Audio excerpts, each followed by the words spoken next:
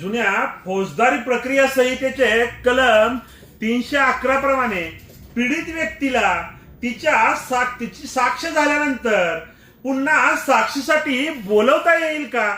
माननीय सर्वोच्च न्यायालयाने याबाबत एक महत्वाचा न्यायनिर्णय दिलेला आहे आणि तो न्यायनिर्णय काय आहे याबाबतची सविस्तर माहिती ही आजच्या व्हिडिओच्या माध्यमातून आपण जाणून घेणार आहोत.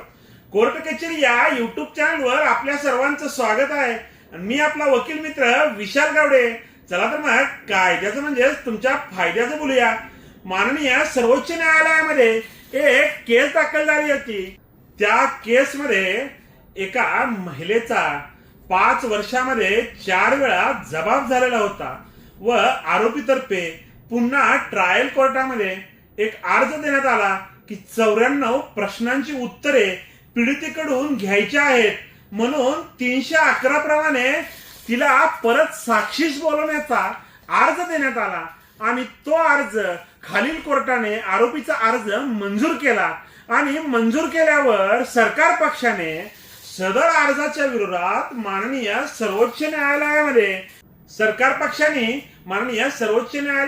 याचिका दाखल केली आणि त्या याचिकेमध्ये या अगोदर त्या महिलेने सदर केसमध्ये 4 वेळा जबाब दिलेला आहे आणि ह्या आरोपींना त्यांच्या बचावासाठी हे 94 प्रश्नांची उत्तरं देण्यासाठी परत 311 प्रमाणे बोलवता येणार नाही असं या केसमध्ये माननीय सर्वोच्च न्यायालयाने निकाल दिलेला आहे.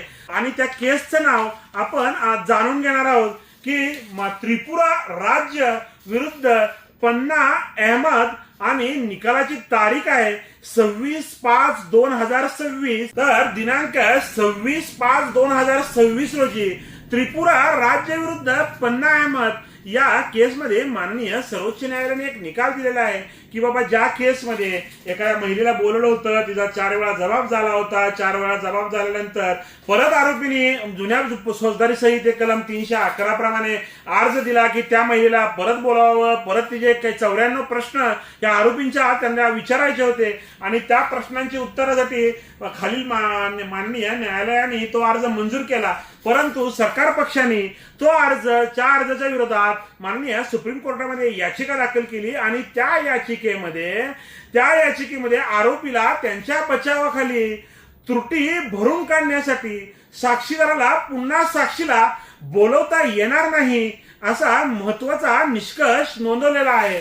तर मित्रांनो, त्या केसचं नाव मी आपल्याला परत एकदा सांगतोय की माननीय सर्वोच्च न्यायालयामध्ये ही केस त्रिपुरा राज्य विरुद्ध पन्ना अहमद आणि निकाल तारीख आहे 26/5/2026 आणि आरोपीला त्यांच्या बचावासाठी त्रुटी भरून काढण्यासाठी साक्षीदाराला पुन्हा साक्षीसाठी बोलवता येणार नाही असा हा निकाल माननीय सर्वोच्च न्यायालयाने दिलेला आहे. मित्रांनो, अशाच प्रकारची कायदेविषयक माहिती जाणून घेण्यासाठी अद्याप जर तुम्ही आमच्या कोर्ट कचेरी या युट्यूब चॅनलला सबस्क्राईब केलं नसेल तर सबस्क्राईब करा. त्यासोबतच कोर्ट कचेरी ऑफिशियल इंस्टाग्राम व कोर्ट कचेरी ऑफिशियल फेसबुक पेजला फॉलो जरूर करा. धन्यवाद.